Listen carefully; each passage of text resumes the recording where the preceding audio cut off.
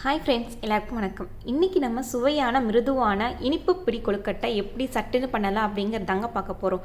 நான் ஒரு கப் அளவுக்கு பச்சரிசி மாவு எடுத்திருக்கேங்க. நம்ம பச்சரிசி மாவு 1 கப் எடுத்தோம் அப்படின்னா 1.5 கப் அளவுக்கு தண்ணி. நம்ம என்ன கப்பில் மெஷர் பண்ணுறோமோ அதே கப்பு தாங்க. கிளாஸ்லேயும் மெஷர் பண்ணலாம், எப்படி நீங்கள் மெஷர் பண்ணுறீங்களோ பண்ணிக்கலாம். 1 கப் எடுத்தோன்னா 1.5 கப் தண்ணி, 3/4 கப் வெல்லம் இல்லை நாட்டு சக்கரை எடுத்துக்கலாம், 1/2 கப் அளவுக்கு தேங்காய் துருவல்.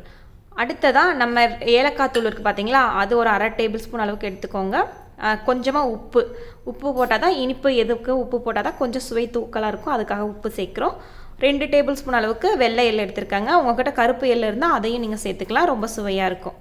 வாங்க நம்ம இப்போ எப்படி பண்ணலாம் அப்படிங்கிறத பார்க்கலாம். ஃபஸ்ட்டு நம்ம வெல்லத்தை கரைச்சிக்கலாங்க. நம்ம எடுத்து வச்சுருக்கோம் பார்த்தீங்களா, அந்த தண்ணியில் வெல்லத்தை சேர்த்துக்கலாம். அடுத்ததாக அந்த உப்பு ஏலக்காய் தூள் இருக்குது பார்த்தீங்களா, இதையும் சேர்த்துக்கலாம். இந்த வெல்லம் நல்லா கரையட்டும். வெல்லம் கரைஞ்சிக்கிட்டே இருக்கட்டுங்க. அது வரைக்கும் நம்ம இந்த எள்ளு இருக்குது பார்த்தீங்களா, அதை வறுத்து எடுத்துக்கலாம். பாருங்கள், எள்ளு நல்லா பொரிய ஆரம்பிச்சிருச்சு. இப்போ நம்ம எடுத்துடலாம்.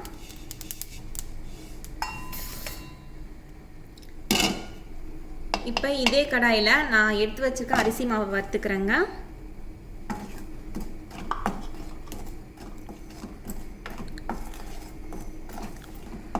பாருங்கள், இந்த மாதிரி நல்லா வறுத்தாச்சு.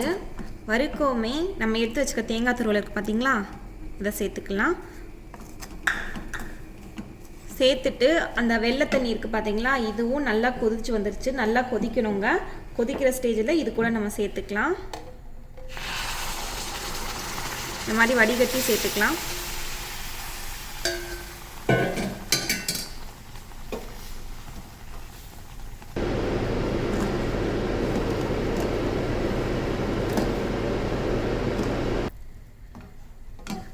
சேர்த்துட்டு நம்ம நல்லா கிண்டி விடணுங்க.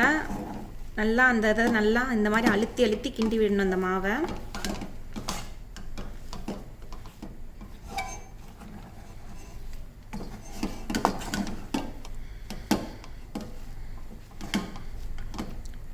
இதில் கொஞ்சமாக நம்ம நெய்யும் சேர்த்துக்கலாங்க. நெய் ஒரு டேபிள் ஸ்பூன் அளவுக்கு சேர்த்துருக்கேன். நெய் சேர்க்கும் போது இன்னும் கூடுதல் சுவையாக நல்ல மணமாக இருக்குங்க.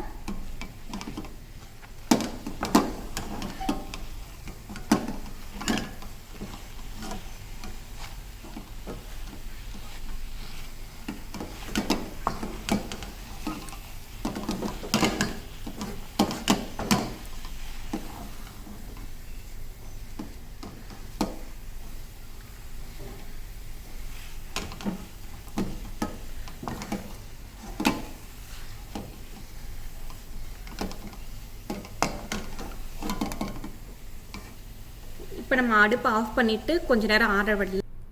நம்ம இந்த மாதிரி அடுப்புலேருந்து இறக்கவுமே ஏற்கனவே வறுத்து வச்சுருந்தோம் பார்த்தீங்களா, இந்த எள்ளை இது கூட சேர்த்துக்கலாம். சேர்த்து நல்லா கலந்து விட்டுக்கோங்க.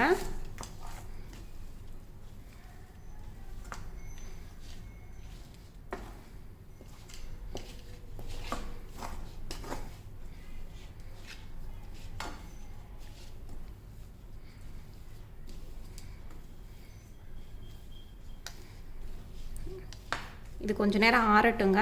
ஆறின பின்னாடி நம்ம பிடிக்க ஸ்டார்ட் பண்ணிடலாம். பாருங்கள், கொஞ்ச நேரத்தில் நல்லா ஆறிடுச்சு. இந்த மாதிரி நல்லா பிசைஞ்சு எடுத்துக்கலாம். ரொம்ப சாஃப்டாக இருக்குது பாருங்கள் பிசையும் போதே. ஒரு நிமிஷம் மட்டும் இந்த மாதிரி நல்லா பிசைஞ்சுக்கோங்க.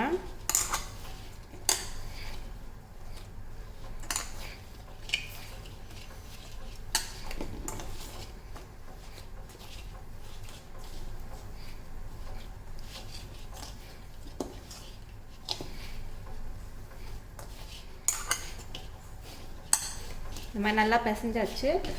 இப்போ நான் இட்லி தட்டில் கொஞ்சமாக நெய் எடுத்து வச்சுருக்கேங்க. இதை நல்லா தடவிடலாம். நம்ம எண்ணெயோ நெய்யோ நல்லா தடவிட்டு அதுக்கப்புறம் நம்ம இதை பிடிச்சு வைக்கலாம். அதில்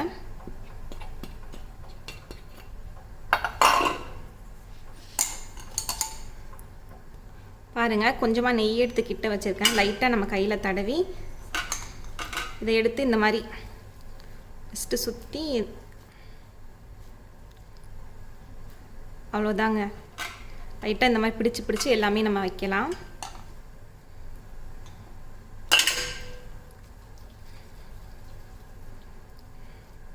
உங்களுக்கு என்ன ஷேப்பில் வேணுமோ அதுக்கேற்ற மாதிரி நம்ம பிடிச்சி வைக்கலாங்க. இந்த மாதிரி எல்லாத்தையும் நான் பிடிச்சி வச்சுட்டு காட்டுறேன். பாருங்கள், நான் இந்த மாதிரி எல்லாமே பிடிச்சி வச்சுட்டேங்க. இப்போ நம்ம வேக விடலாம். பாருங்கள், இட்லி பாத்திரத்தில் நல்லா ஆவி வருது. இப்போ நம்ம வச்சு மூடி வச்சிடலாம். இது ஒரு 7 நிமிஷம் வேகட்டுங்க. அதுக்கப்புறம் நம்ம திறந்து ஓப்பன் பண்ணி பார்க்கலாம். பாருங்கள், ஸ்டவ்வை ஆஃப் பண்ணிட்டேன். பாருங்கள், ரொம்ப அருமையாக வெந்திருக்கு. பாருங்கள், ரொம்ப அருமையாக சூப்பராக வந்திருக்கு. சான்ஸே இல்லைங்க, ரொம்ப சாஃப்டாக இருக்குது. நீங்கள் ட்ரை பண்ணி பார்த்துட்டு உங்கள் ஃபீட்பேக் என்ன அப்படின்னு சொல்லிட்டு கமெண்ட் பண்ணுங்கள். சரிங்களா? ஓகே, தேங்க்யூ ஃபார் வாட்சிங்.